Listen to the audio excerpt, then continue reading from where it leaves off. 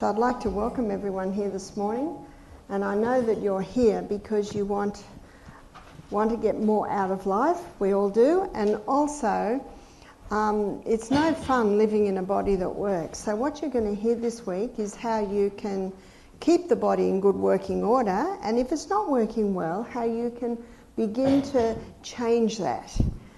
Now, you might be feeling a little bit sad that we've blocked out the gut health and irritable bowel syndrome, but it's actually the same lecture that I'll be giving next. So when I saw that there was a double up there, even though the titles are very slightly different, it's really the same. And when I looked through and saw that there was not a hormone lecture, I thought we need to remedy that straight away. And so that's why we did the change, and it's a certainly beautiful environment, isn't it? Very, very nice. We've also don't want to overload you, and so we're giving breaks, and also the evening a little bit freer. As we begin, also one other thing I wanted to mention, we're going to have a question box. That's right, Lisa? And what I'll do is I'll go through the questions, and I'll make time in every lecture to go through some of those questions. So we'll endeavour to cover those. My new book, Sustain Me, we have here, and this I aimed to be a handbook on natural remedies, so that every home has like a reference, and finally it's here. Took a long time, and I think you'll find a lot of questions you have will be answered there, and also in the lectures. But I also know that some people might have some specifics in a few areas, and if necessary, I certainly will answer, but sometimes I can just direct you to where you'll find the answers. So as we begin, I'd like to invite the greatest teacher that ever walked the planet to teach us this morning.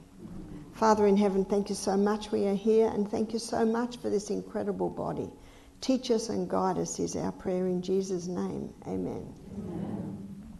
So, thank you, Jacqueline, for cleaning my board. A lot of people think Jacqueline is my daughter, and she certainly does look very much like my daughter, Jessica. Jacqueline and I have known each other for quite a few years, and so often where I'm speaking, Jacqueline, Jacqueline is there. So thank you, Jacqueline. So our title this morning is looking at diabetes and weight loss, and both of those, the same principles apply to get a turnaround, which may surprise you and may not surprise you. So what I'd like to begin with, I'd like to take you through and show you, do an analysis of what most people eat today.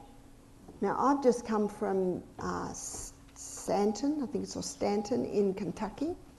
I flew into Lexington, and we went to the Red River Gorge, to the Natural Ark, and we also went to the Ark Experience. If you've not done that, it's just absolutely incredible. But I was really taken back with how most Americans are very large. In fact, we also went on a boat ride through a gorge, an underground gorge that used to be mined, and some of the areas we were sailing through or on the boat were almost as wide as this room. So he said there's 5 miles under there. But when we were getting onto the boat with this great big tin boat, maybe about as big as this stage here, and you had to be careful where everyone sat.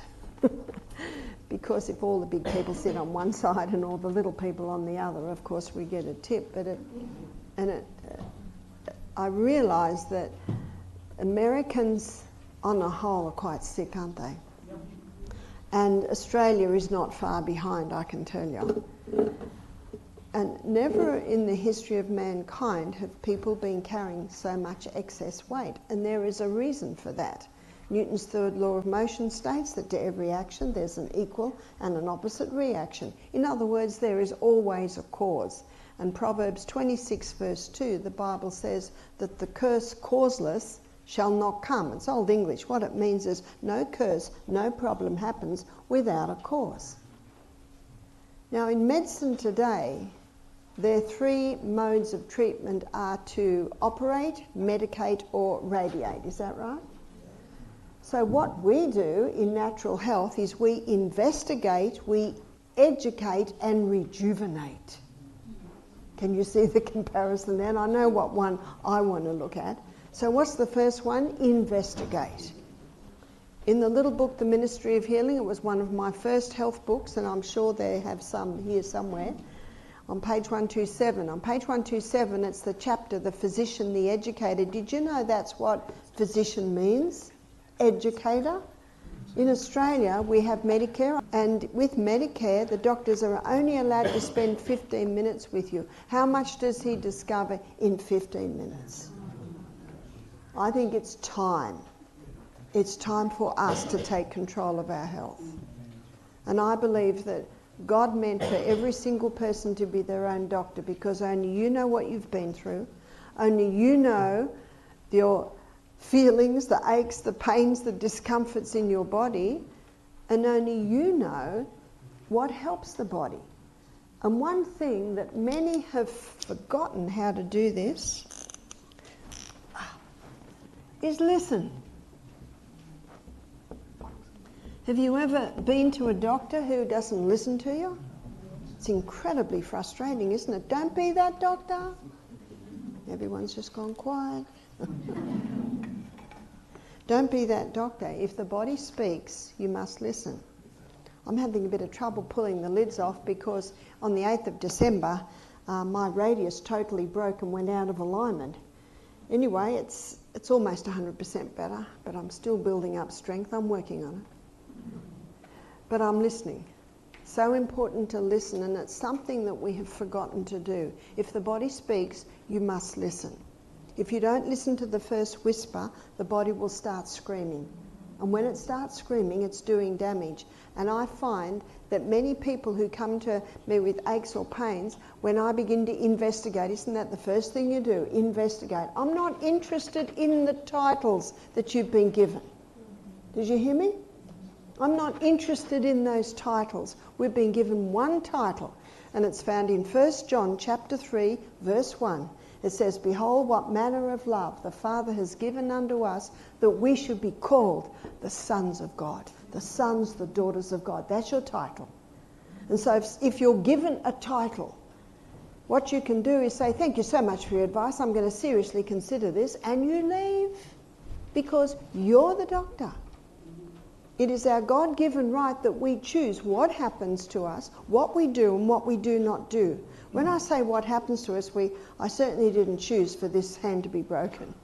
But what I did choose is what I did with it, how I handle it, etc., etc. That's what we have choice over. No, we don't have choice over what happens to us, but how we respond or react to what happens to us, that's what we have choice over. And so everything that we do, we should do because we know why we're doing it. And that's why Newton's first law, third law of motion states, to every action there's an equal and an opposite reaction. There is always a reason. Now, we can't change what happens, what has happened in times past, but what we can do, we can change it now. And even though we can't change what happened and what caused, we can actually change what we're doing to it now. And so that's why you have to listen. One lady said, "Well, what poultice do I put on my hand?" I said, "Try one night, try one the next night, try another the next night, and listen to what your body says. And if it likes all of them, well, just keep doing all of them and alternate them." So it's a matter of listening. Very important to listen in so many ways. And so the first thing is to investigate. So assess the cause through investigation. How do we assess the cause? We look at the history. And when you're looking at the history, you start to realise why certain things might be happening in the body. And to know what to do, this is the one I want, you actually are assessing the symptoms. Now, what are the symptoms? The symptoms are the body speaking to you. The symptoms are your body saying, excuse me, can you do something here? And you've got to listen. How do you know what to do? Well, by the end of the week, you'll have a better idea on what to do. And my book, Sustain Me, goes into detail in many areas, in poultices, in water treatments, etc., etc. And as you apply these simple treatments, you're listening. You're listening. Your body will guide you. And what you'll find this week is that we have in our bodies everything that we need for healing. And I'm going to show you how to access that. So when someone is carrying a lot of excess weight, we look at the history. And of course the first thing you do is to say, well, when did this all begin?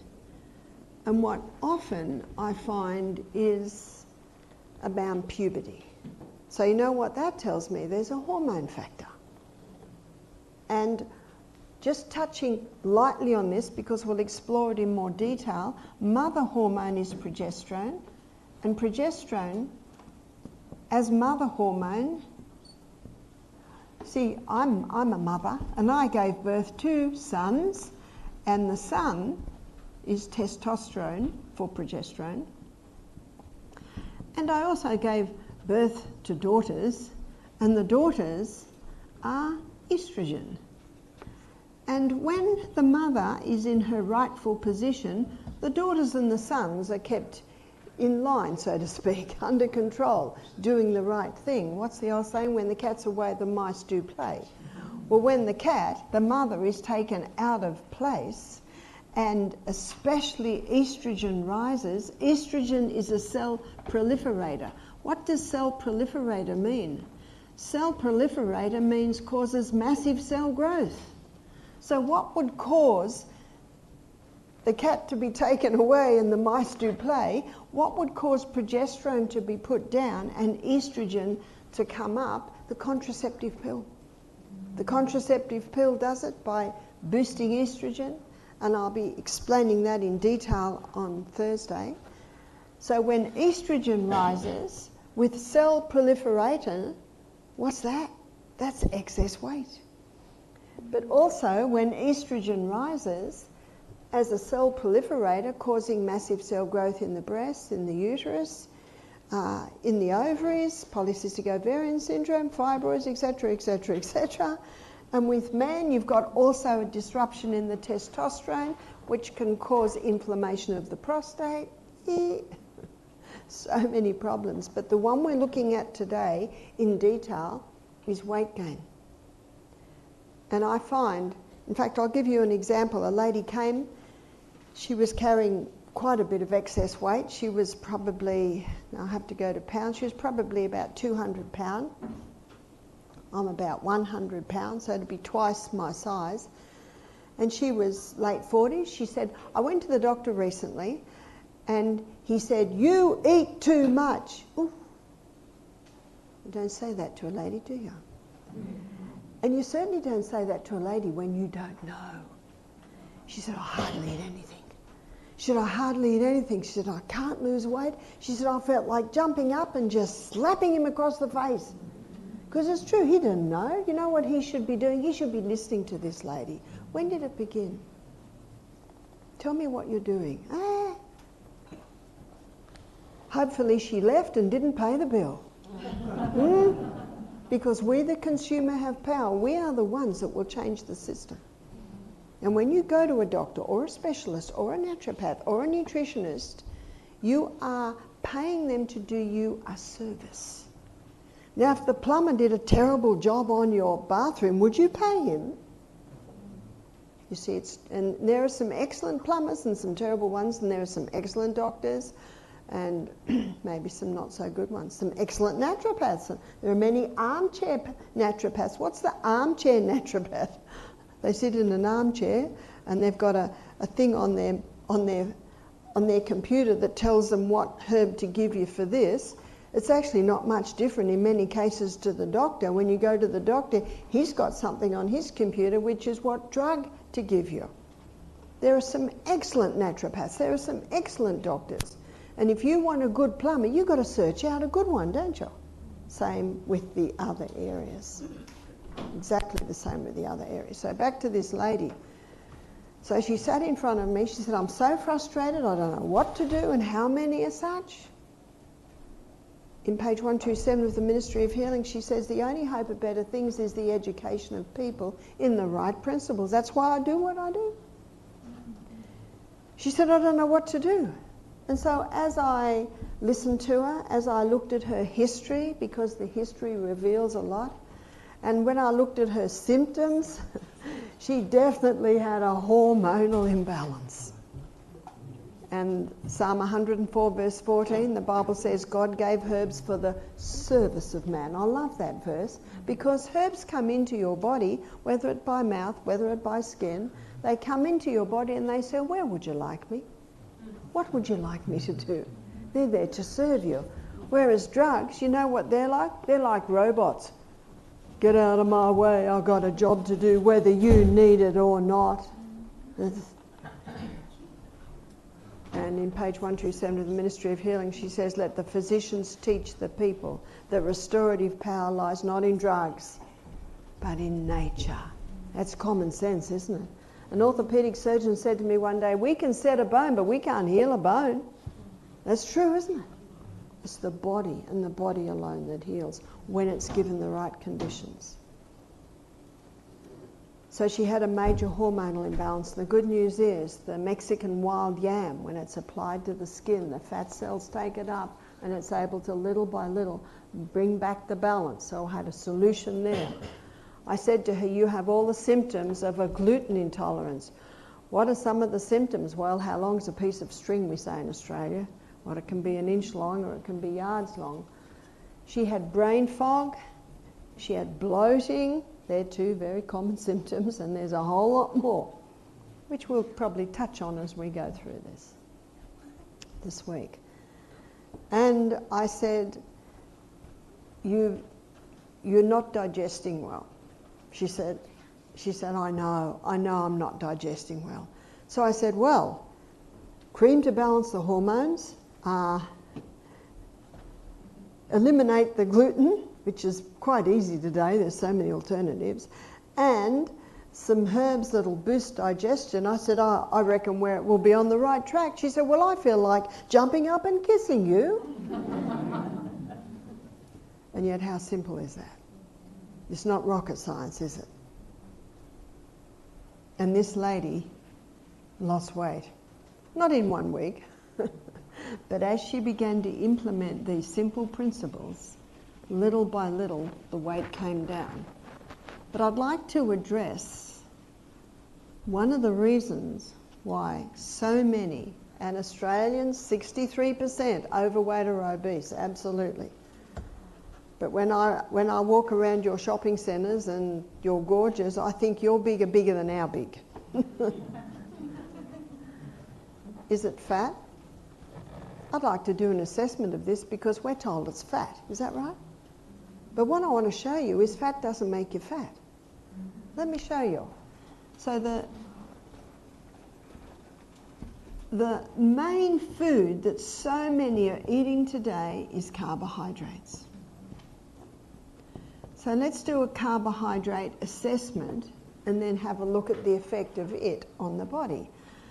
Carbohydrates aren't bad. We love them. But it's when they're overdone and refined. And you will see that this is what many are doing. So cereal in toast for breakfast. Many have cereal and toast for breakfast. The beauty of being here for a week is you'll get an idea of some other things that you can have for breakfast. And I'm only going to put cakes here because if I put everything in this category, we just about fill the board. So I know on the plane for breakfast yesterday they had a tray of biscuit.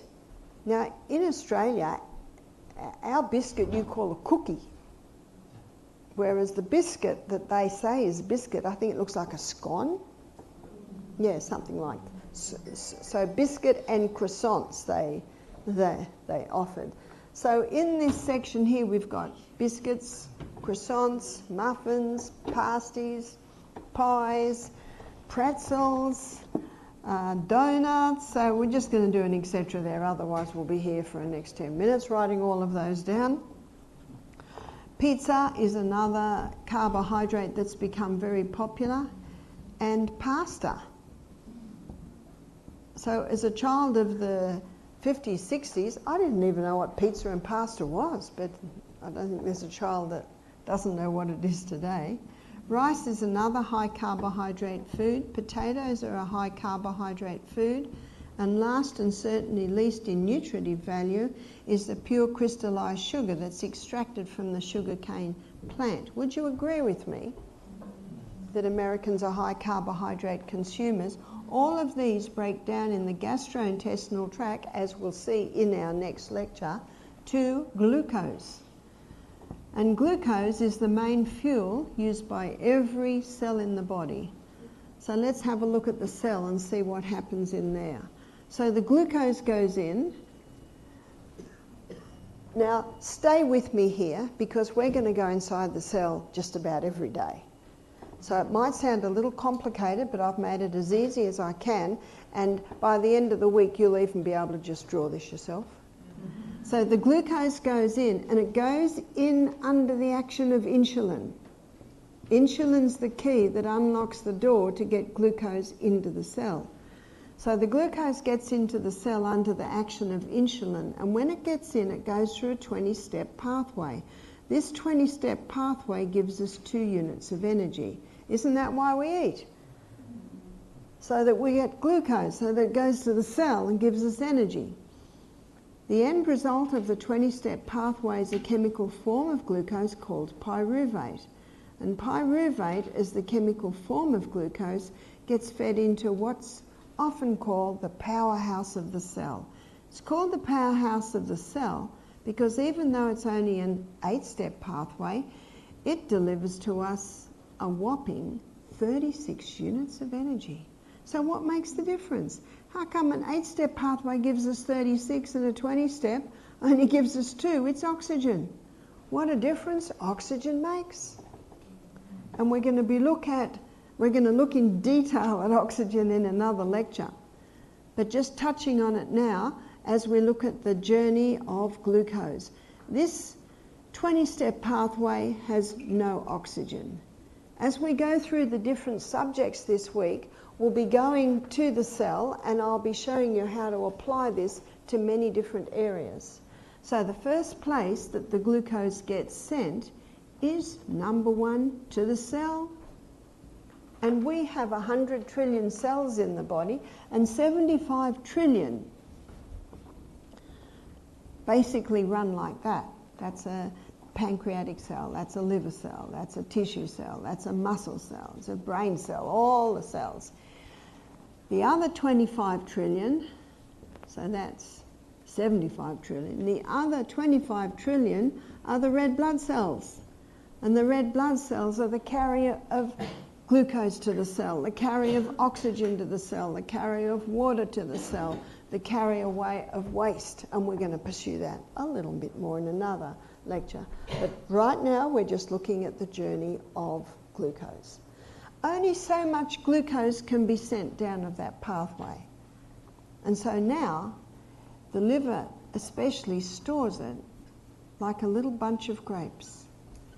And they're little molecules of glucose.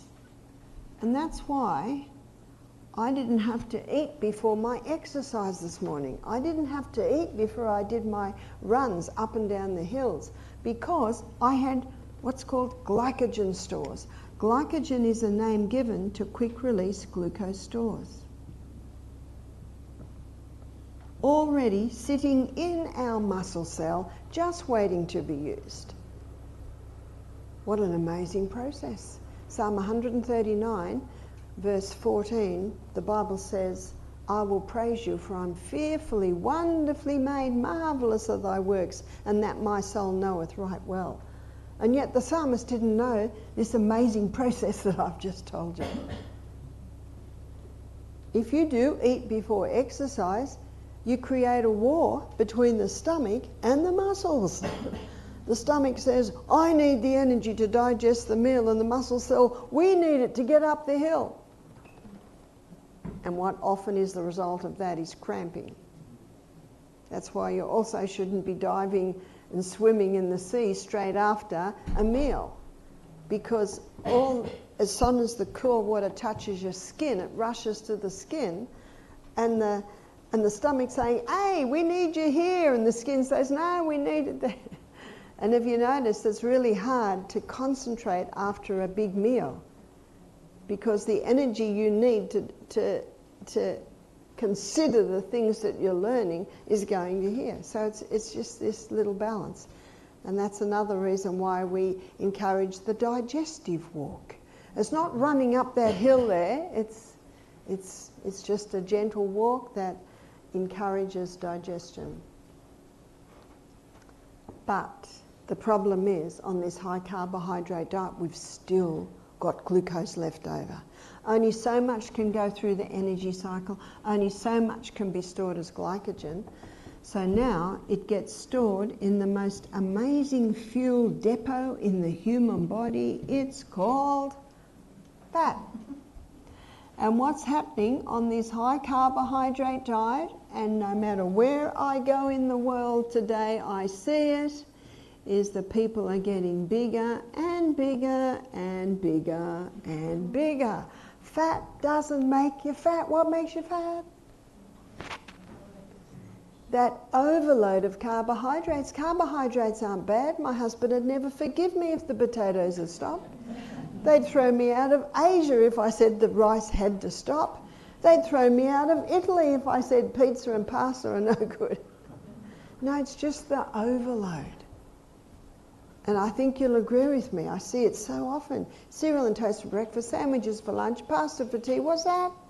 Oh, and cookies, donuts, mid-morning, mid-afternoon. Overload. It's alarming how many people are carrying excess weight. But you know what's even more alarming? The children. The children. And I have a friend who's a paediatrician, and she said, I had a lady come to me saying, my child's too skinny. And she said, your child is perfectly normal. Skinny is normal. Got that? Let's look at that very beautiful and very famous model, Ellen McPherson. What do you think she looked like at 14? Scrawny. Do you know, skinny kids grow to be healthy teenagers? What girl at the age of 15 likes to carry excess weight? She doesn't. And by the way, if she's carrying excess weight at 15, usually by 20. And you know what also happens is they feel so bad, they feel so guilty because they don't look like the girl next door. What do to make themselves feel a bit better? Reach for the carbs. Reach for the sugars. And those sugars are addictive. And that's why this lady said to me, I could kiss you, you've answered my questions. And what are diabetics told to eat? They're told to eat wholemeal bread, is that right? Wholemeal pasta, wholemeal. Well, yes, the wholemeal is superior, but it's still a carbohydrate and it can be overdone. Dr. Robert Atkins, famous doctor. You know why he was so famous? His book was #1 on the New York Times best-selling book list 4 years running. He demands a look. So I looked at him, only because I was getting patients coming in, this is 20 years ago, saying, Barbara, you're not going to like it, but I go well on the Atkins diet. You know what I thought? I've got to look at this diet. He's having results. And it was one of the most fascinating books I've read. Because he looks at this. And as a GP, getting to his late 40s, putting on excess weight, he knew his science. He knew that the carbohydrate stored as fat. So you know what he did? He did an experiment. He stopped all carbohydrates. Isn't that a bit extreme? What did he eat? Most people don't realise this. He ate 3 cups of vegetables a day. I don't think the average, and I'm sure I'm not looking at average Americans here, but I think you'll agree with me, the average American doesn't eat 3 cups of vegetables a day, do they? He also ate a lot of protein, meat, butter, cream, cheese, eggs, and in the meat, butter, cream, cheese, eggs, there was certainly generous amounts of fat. Now this is in the late 80s. This is when everyone was told that fat's public enemy number 1. You know what one writer said? It's going to take almost a whole generation to get fat phobia out of the brain.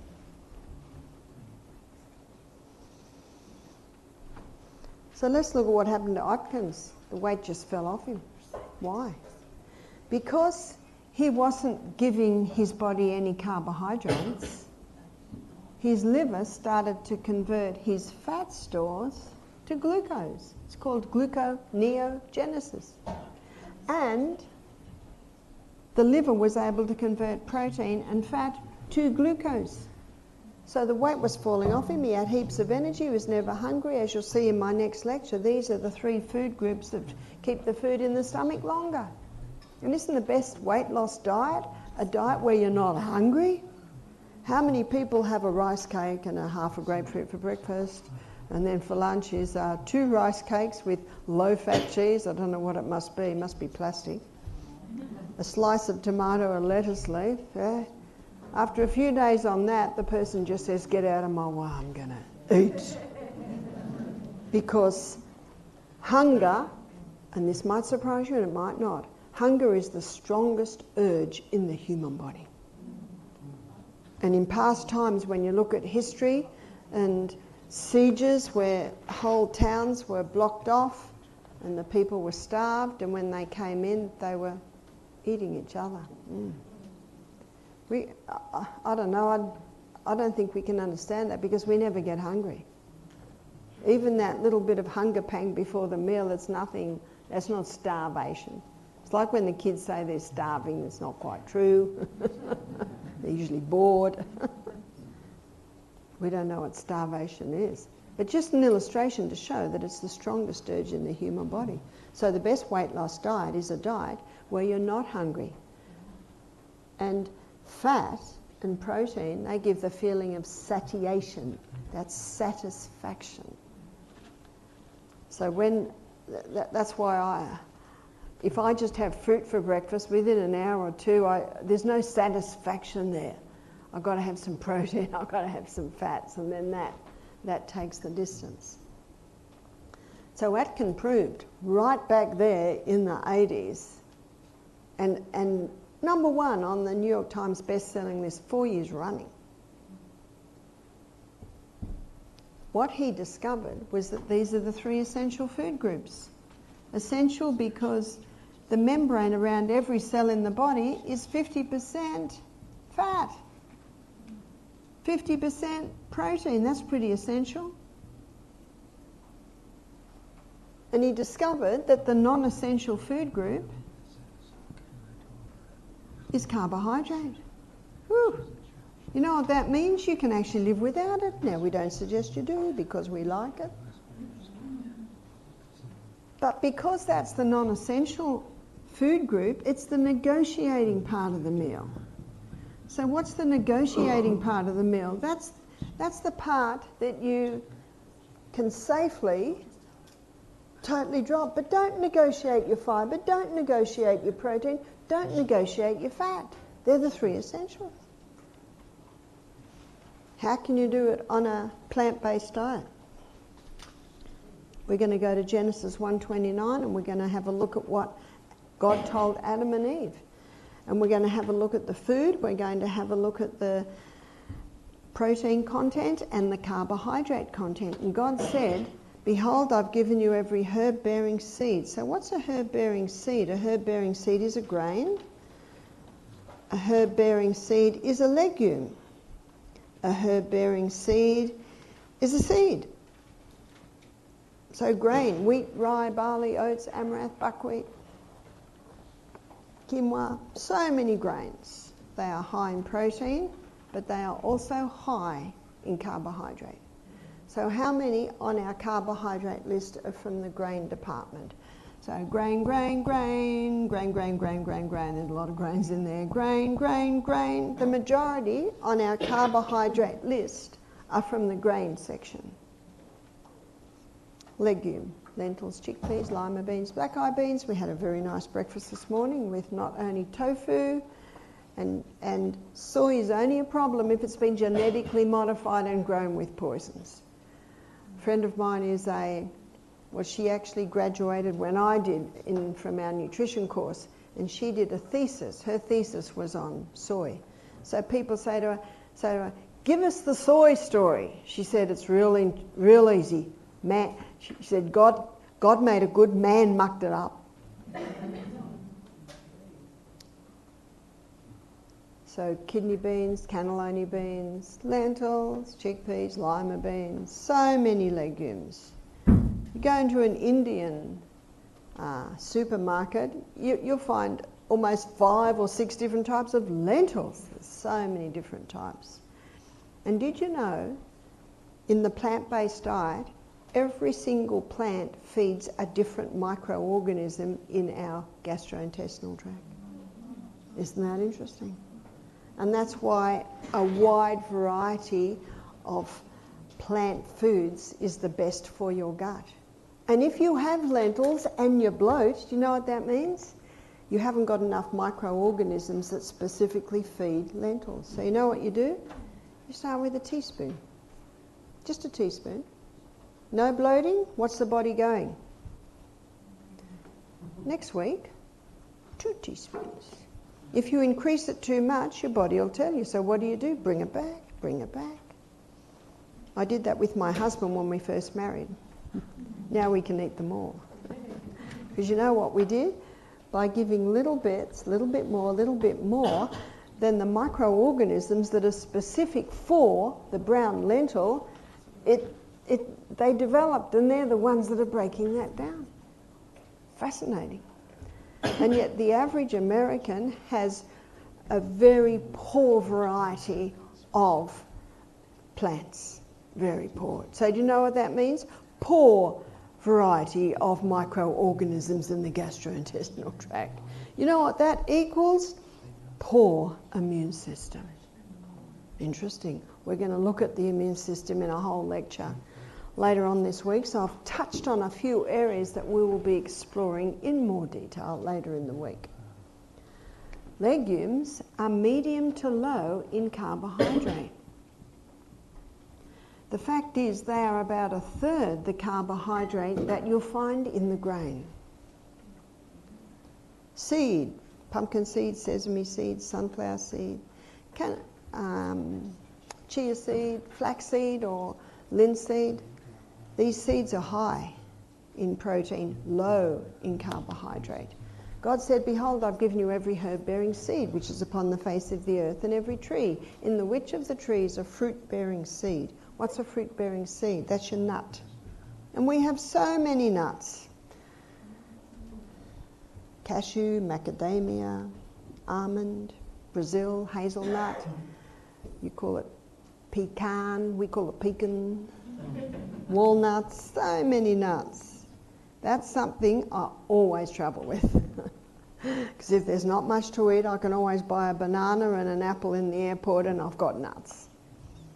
It's not a great meal, but it's better than just about anything you can get there, and I'll eat better in the next meal. Nuts are low in carbohydrate. To ensure that you're getting your essential fibre, protein and fat, we suggest you increase the legume, seed, nut part of the meal and decrease the grain part of the meal. I eat a very low carbohydrate diet. I eat a high fibre, high protein, generous, healthy fat diet. So what was my breakfast this morning? I had quite a bit of grapefruit. I had a few almonds. I had probably maybe 3/4 of a cup of tofu, and I had about 3/4 of a cup of the beans. There's my breakfast.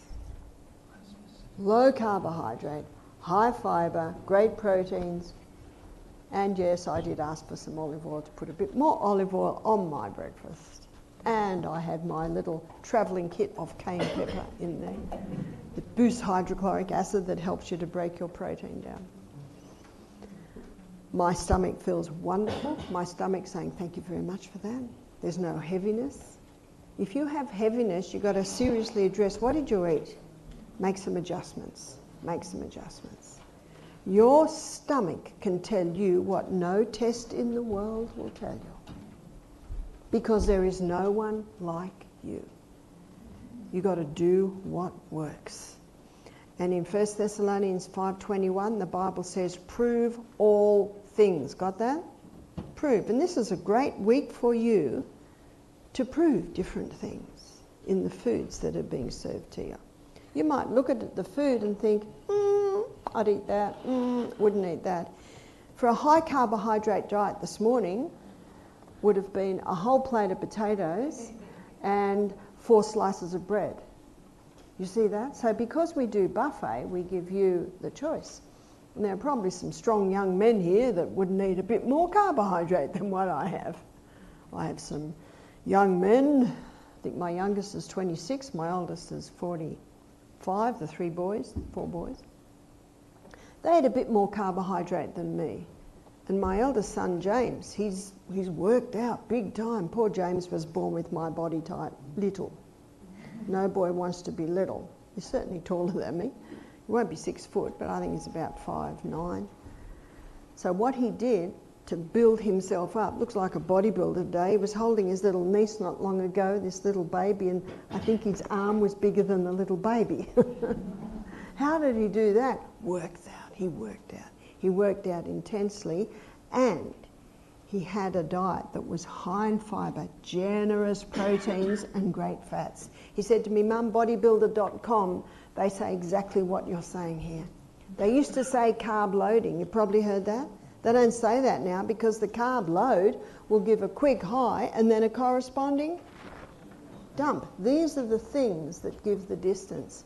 They're the foods that the diabetic will find, will take them the distance. Time-restricted eating. Time-restricted eating came out of the 5-2 diet, the intermittent fasting diet. What's time-restricted eating? Eating twice, 6 hours apart in a 24-hour period. You know what they're finding? Diabetics are reducing their insulin. In fact, at our retreat, we found that, let's see, we had a guy on 90 units of insulin a day, and he was there with us for 2 weeks. By the end of the 2 weeks, type 1 diabetic, which is the most serious and the hardest to conquer. In fact, what are we told? That you can't conquer it. By the end of 2 weeks, he was on 10 units of insulin a day.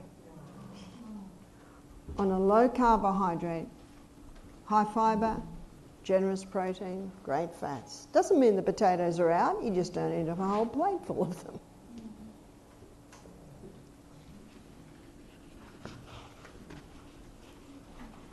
What about fat? Is fat a problem with diabetics? The only fat that's a problem with a diabetic is the altered fats. So they're the fats that have been extracted from hard seeds, and you'll see them in the supermarket, and they're in clear plastic bottles: soy oil, corn oil, safflower oil, canola oil, grapeseed oil. Don't touch them. The only oils that won't cause a problem with a diabetic are the coconut oil and the olive oil. Now, they're very concentrated. I don't suggest you drink a whole cupful, but I don't know anyone who even wants to or could. You know, common sense isn't very common today, is it? They're very concentrated. So you only need a little bit. So when the ladies say to me, Barbara, what oils do you put on your skin? I say, nothing. But I eat olive oil. Your skin is an illustration of the type of food that you're eating. And on a fat-free diet, often ladies are spending a fortune trying to, put all these creams on their faces, when the fact is, if they would start to implement a little bit more oil in their diet, you don't need much. maybe half a teaspoon of olive oil a meal, you know, just a little tiny bit. I do acknowledge that some ladies have been born with drier skin and they might need a little something on their skin. I certainly acknowledge that. That's why you're the doctor. Try it, see what works.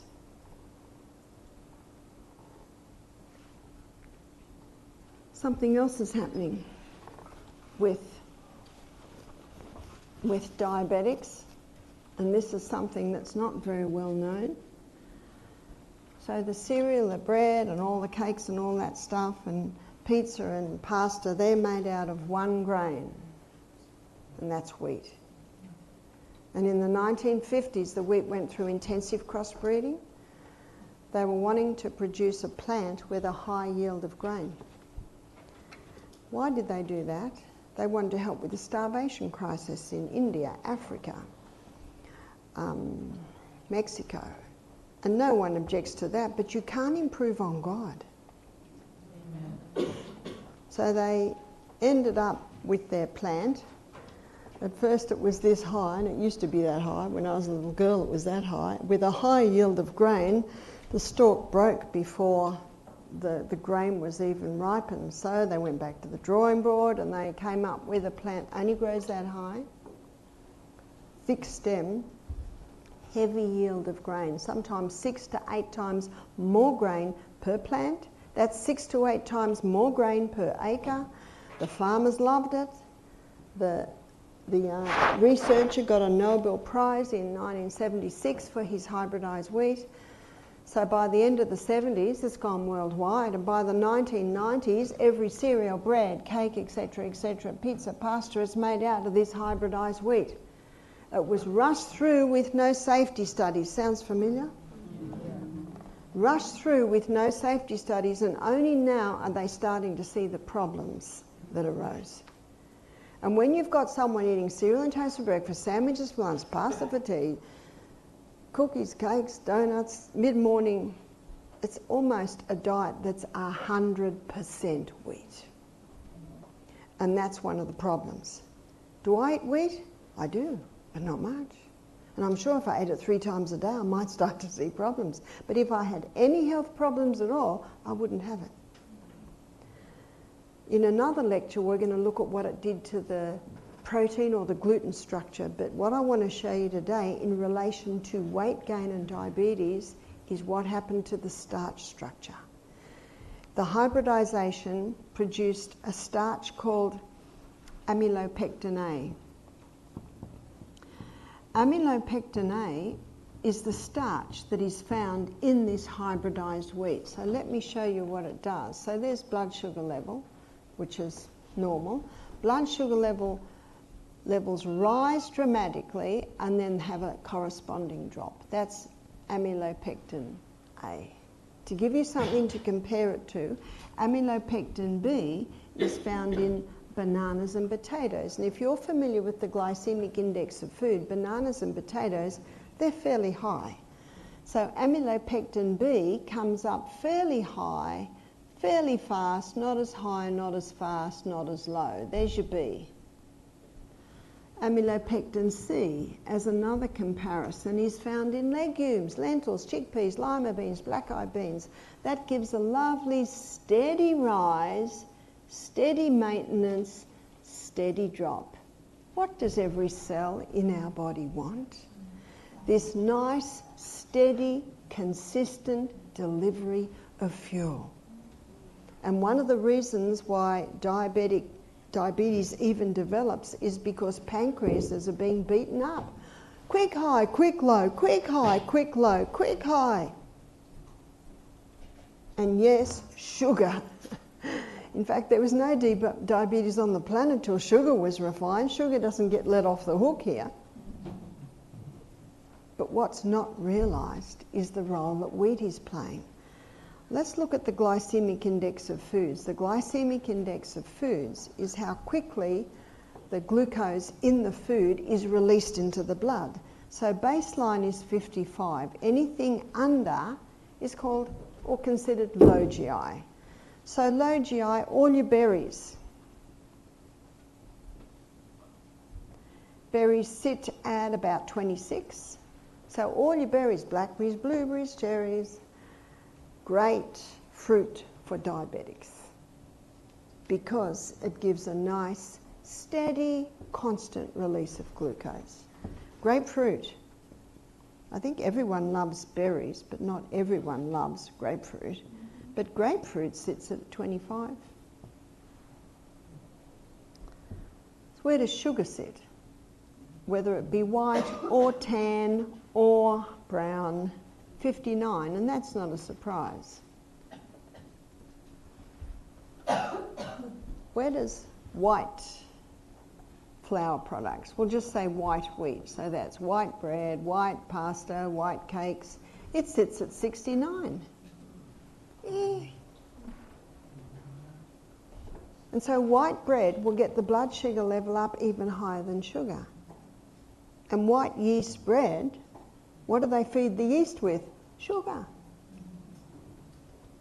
But what's really shocking is the wholemeal, or you call it whole wheat. It sits at 72. So how could that be? How could whole wheat bread get the blood sugar level up higher than white? Well, because it's not refined, it's got more amylopectin A in it, and it's the amylopectin A that gets that blood sugar level up. I explained this at our retreat a couple of years ago, of course. Not there anymore. And a lady began to cry. I said, "What's the matter?" She's 69. She said, "I was diagnosed with type 2 diabetes at 65. I do everything they tell me. I have wholemeal bread, wholemeal pasta, wholemeal cakes, wholemeal everything, and every 6 months I go to the doctor, he puts me on more insulin." And what's the definition of insanity? To do what you've always done and expect different results. She said, "I'm crying because I've been so frustrated. I'm not like the lady down the road. She lives on pistas, she's at the cake shop, no wonder. She's drinking Coke, no wonder." But she said, "I don't do that." She said, "I'm crying tears of joy because you have just solved the puzzle." You know, God put it in our brain to want to know why. Rudyard Kipling, he wrote a whole poem on this. He said, "I have 6 trusty serving men. They taught me all I know. Their names are what, why, when, where, how, and who. Take them with you everywhere you go." It was drilled into me as a child because my father's an inventor and my brother's an inventor, and every new bit of machinery that came into the house, Dad and Dave would pull apart. They wanted to know why it worked. But I didn't like it when I was 18 and went to get my license, and Dad said I had to learn how an engine works. None of my girlfriends had to know how an engine works. But doesn't that make sense? How much more important to know about the body we live in? We need to know why. It needs to make sense. If you want to explore this a little bit more, it is outlined in my book, Sustain Me, and I do quote the books where you can explore it. Wheat Belly by Dr. William Davis. Notice the title to his book? Wheat Belly. He shows that this amylopectin A gets the blood sugar level up so high, contributing to diabetes. And if someone doesn't have diabetes, the other thing it can do is the blood sugar level can't stay high. And so very quickly, insulin's released. You know, insulin's role is to get the glucose out of the blood and into storage. And when you've got high amounts, just the quickest way to store it is as visceral fat on the belly. In fact, every page in his book, you'll find the word wheat belly. I'm sure everyone's seen the movie Sound of Music. I think it was the first movie. Dad took all us kids right into Sydney to see it, maybe in the early 60s. You seen the size of Julie Andrews' waist? There's not many little waists today. And it's a few reasons, and one is, as I just touched on, and I'll explore more on Thursday, the hormones. That's a factor. The wheat is a factor. This high carbohydrate diet, there's a few factors coming in. And that's why you're the doctor. Because in every case it can be slightly different factors that are coming in to know it or to cause it. And in Acts chapter 17 verse 30, the Bible says that God winks at our ignorance. Did everyone hear that? So we should wink at our ignorance. Many people don't realise. I've had some mothers start crying. They say, I can't believe what I'm doing to my children. I said, don't beat yourself up. You didn't know. And often when you hear this information, because we've just been trained in this fat phobia, we've been trained that carbohydrates are really good food, it can take a little bit to turn that around. And that's why I give you the reasons. Because every decision we make should be made according to reason, judgment and intellect. It's got to make sense. So that's another big factor with diabetes. If I had diabetes, I would not touch refined sugar. I would not touch any sugars. Even though honey and maple syrup have never caused diabetes, if someone has diabetes and their pancreas isn't very happy, even that can cause blood sugar level rises. So let's make a list of what you can do, and really with weight loss and with diabetes you'll find very similar, the principles that will conquer them. But especially with weight loss, this isn't as specific for diabetes, is hormone balance. A common phone call that we get or email 6 weeks after attending our health program is 10 kilos lost. What would that be, about 20 pounds? That's pretty good. And you know what they say? It's like we're not even on a diet because we're not hungry, we're eating well. And another one is the time-restricted eating. Now what have diabetics been told for the last 30 years? Eat every 2 hours, is that right? Actually, they don't say this, but because they're pushing the time-restricted eating, what's that? Eating twice in a 24-hour period? Because you'll find in our next lecture when we go on a journey, I'm going to take you on a journey through your gastrointestinal tract, you'll find that when your stomach's empty, you're still absorbing nutrients from your small intestine. You don't fall over and faint because your stomach's empty. No, you're still getting nutrients. And by the way, if early in the morning you decide to go up that hill, there's no food in your stomach, where's it coming from? Your glycogen stores. And when they run out, guess what? We've got the basement stores. We've got stores behind us. The only time you'll have trouble is if you're dehydrated. That water is necessary to access the stores. So we find people conquering their diabetes, type 1 and type 2. Same principles apply on the time-restricted eating. Isn't that incredible?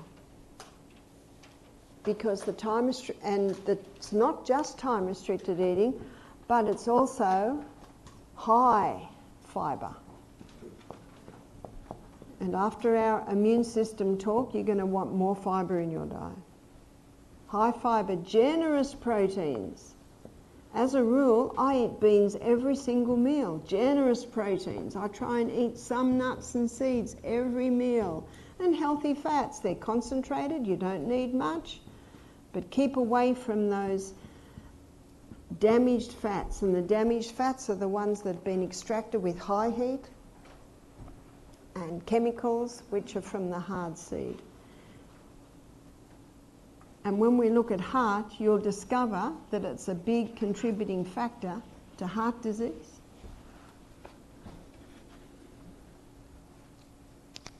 So what also is important is low GI foods. And it's not hard to get a glycemic index chart. You can Google that. The next one is exercise, and I want to show you how exercise makes a difference. I showed you how the high carbohydrate diet, yes, it fills up the glycogen stores and then stores over as fat. Exercise reverses the process in quite a fascinating way. The most impressive, effective exercise is the high intensity interval training. So the high intensity interval training, as the name implies, these are intervals of high intensity, they're intervals of recovery, and they're usually done for a cycle. So let's do an assessment of this. What's high intensity? Anything that gets the heart rate up and the breathing increased. So what I do is I run, and I run up hills.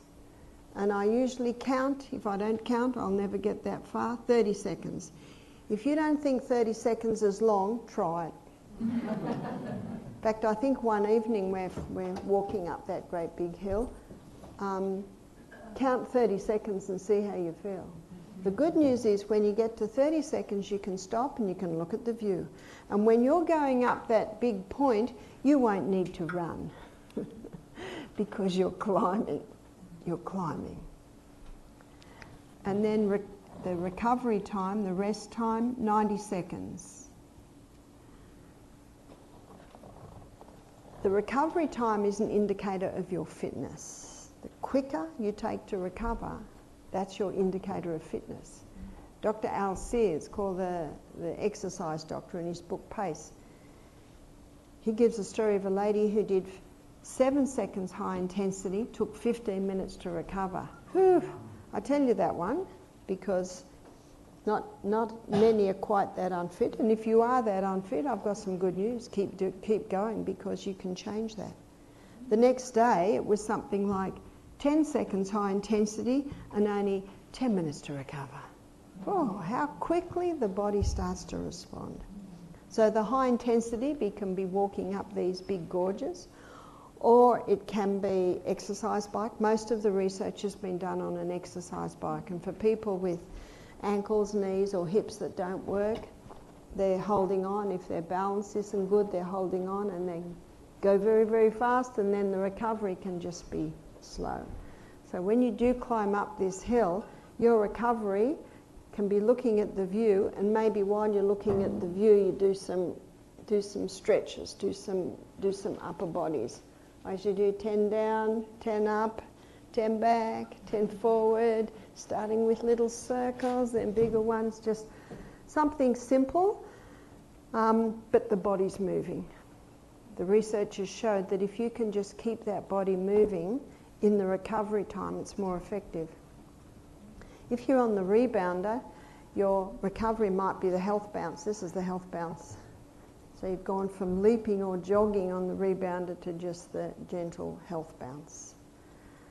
And that's usually done for a cycle of 6. Have you done the maths on that? 15 minutes. That's impressive. So if someone says to me, I don't have time to exercise, I'd like to suggest you don't have time not to. This is the best health insurance policy that you can make. And you will get so much more out of what you put into this. You just start where you are. You just start where you are. Rome wasn't built in a day. And the book Pace means progressive.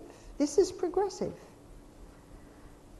And so note your recovery time, because it'll be a great encouragement to you, because as you do it, you'll see you'll get a little less and a little less and a little less. And that's encouraging. Progressive, acceleration, the A is acceleration. C is cardiopulmonary, your cardio, your heart and your lungs are moving. Exertion, you are exerting yourself. I don't expect everyone to do this, but what I did this morning is I dived in that little creek after my exercise. You want to know where I get my energy? I've just told you. Coffee gives a lift, but then a dump. There's no dump with that one. And you didn't hear me scream because I'm so used to it now. All it does to me now is, oh, this is cold.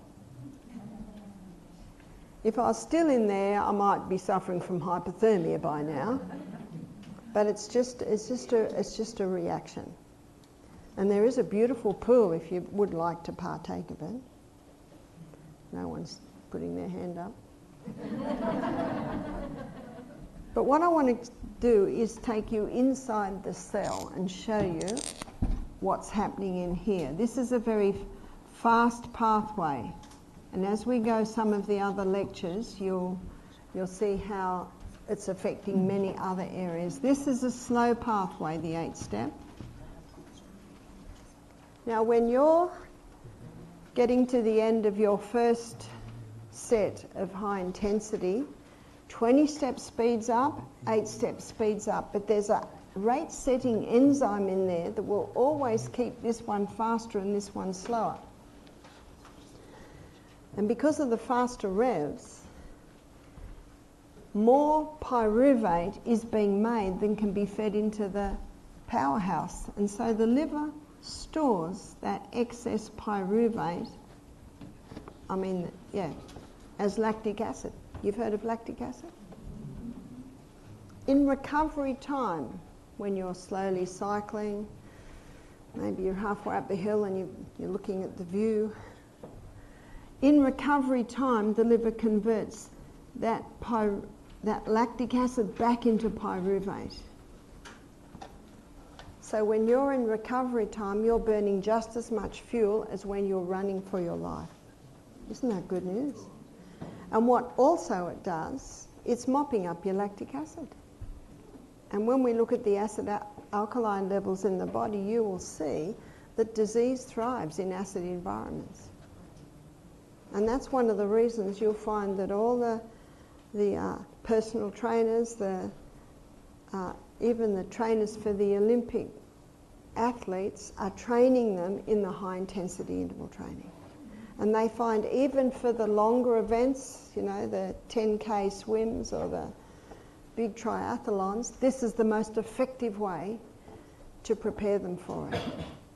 And in the Olympic Games, you've got the best from every country. Sometimes they've been training for 10 years.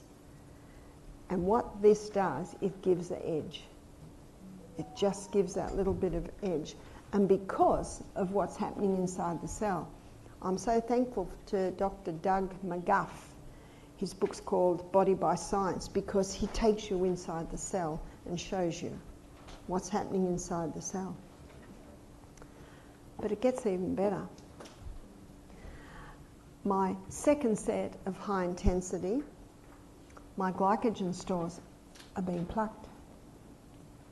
By the end of the third set, I probably exhausted my glycogen stores. And so the body sees this. So what the brain does, it stimulates the pituitary gland to release the human growth hormone. The human growth hormone is a naturally occurring hormone when we're growing. So I stopped growing at 16. That's probably not a surprise to you. My son William, he didn't stop growing till he was 22. So the human growth hormone goes into retirement when we stop growing. And when we're running out of fuel, running out of glycogen stores, the brain causes a release of human growth hormone, which activates hormone-sensitive lipase. Hormone-sensitive lipase is an enzyme that breaks down fat.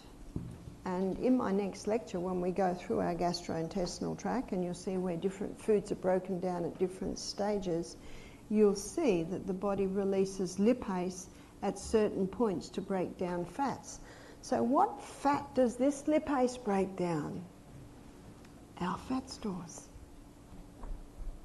So my daughter, she's got 7 children. She lives in Wisconsin. And in her kitchen cupboard, she's got jars of, you'd call it quart jars of lentils, chia seeds, nuts, da-da-da. And when they're running out, she sends the children down to the basement where she's got big stores. So that's actually what's happening when we run out of our kitchen cupboard stores. Then we go down to the basement And the human growth hormone releases hormone-sensitive lipase that starts releasing those fat stores. And the human growth hormone causes the body to stop burning glucose as fuel and becomes a fat burner. And there's a reason for this, and this is a big misconception in weight loss programs.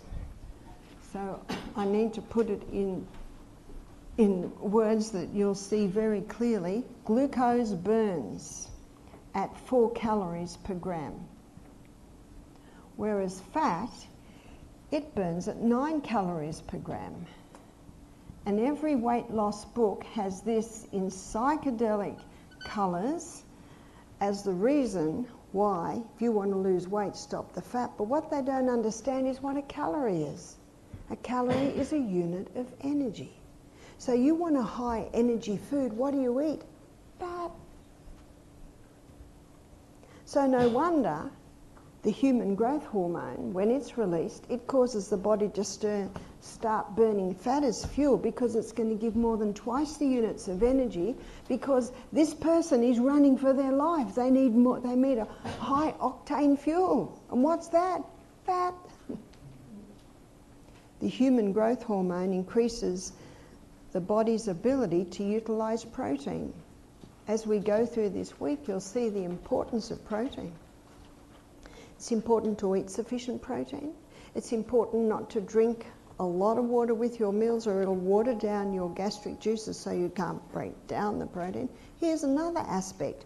When you implement the high intensity interval training, it causes a release of the human growth hormone, which increases the body's ability to utilize protein. There's more. The human growth hormone increases the circulation of the blood to the skin. You know what that means? Slows down aging. No wonder the movie stars pay $1,000 a week for this. I'm offering it to you cut price today. 15 minutes high intensity interval training a day causes a release of the human growth hormone, and that human growth hormone remains active for 24 hours. What a bargain. Just a foretaste of how I'm going to show you that everything you need, you have inside. We just need to access it. So there might be a bit of a traffic jam out there early tomorrow morning. If you're unable to run or even unable to walk, then find something that you can do. We had a guy attend our program, and he'd had a football accident where he broke the tibia and the fibula. So he's in bed in traction. He's about 35. He said, when I came out of that hospital, I was there for 3 months because they set it and then it didn't quite work, and they again, I was in traction. He said, I came out of that hospital bed the fittest I'd ever been. I said, excuse me? He said, I got my mates to come in. He said, they built this frame around my bed, and every hour, I think he might have been in that hospital 6 months if he hadn't been doing that. He couldn't do much with that leg, but he can do something with the rest of the body. Where there's a will, there's a way. I trust I've inspired you to find some way to implement this in your life. And this is why exercise plays a key role in weight loss. It plays a key role in diabetes. You've heard of insulin resistance? Insulin resistance is on a high carbohydrate diet, releasing so much glucose that the cell actually gets to the point where it resists insulin. Says, we've got enough, sick of the sight of you. You can turn insulin resistance around in 1 week. How do you do that? Get those carbohydrate levels way down. Increase fibre, good proteins, healthy fat. Implement the high intensity interval training every day, and you can develop, you will cause your cell to develop extra insulin receptor sites. So from insulin resistance to increasing the insulin receptor size. Whew.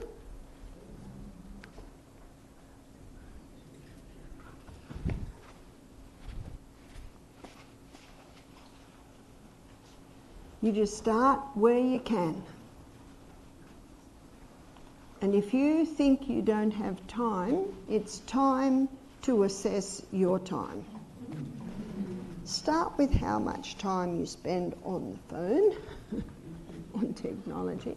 Ecclesiastes chapter 3, the Bible says, there is a season and a time for every purpose under heaven.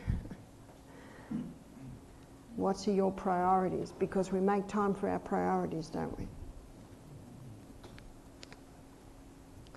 Number 6, hydration.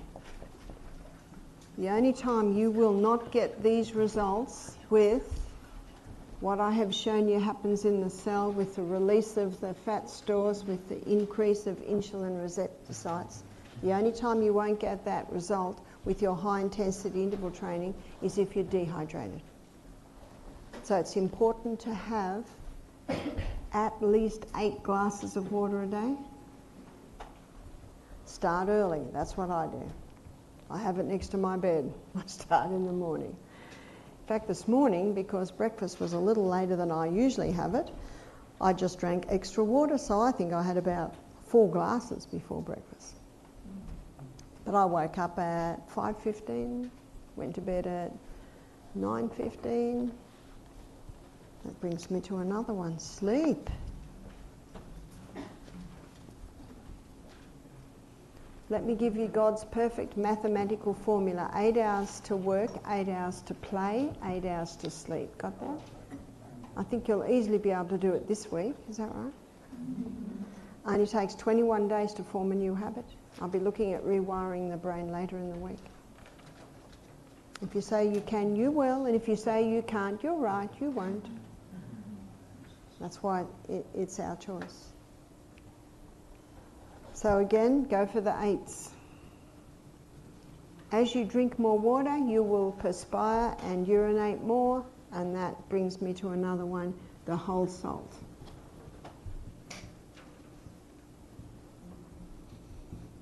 So the Celtic salt and the Baja salt, they both have about 82 minerals. There's 3 magnesiums. Put the Celtic salt on your tongue, crunch it, have your water. And what that water does is it meets with the magnesium at the cell, the water is pulled inside the cell. This is the CBD, the central business district of the human body. Jacqueline was just telling me that she had a little jar of Celtic salt and she went through security and I think they thought it was heroin. They made her open it, they made her get a crystal out and put it on the paper. She was trying not to laugh. They said, what is it? She said, Celtic salt, I can tell you why it's so good. They're not used to people travelling with salt, I guess. Contain a crystal of salt. Because what have we been told for the last 30, 40 years?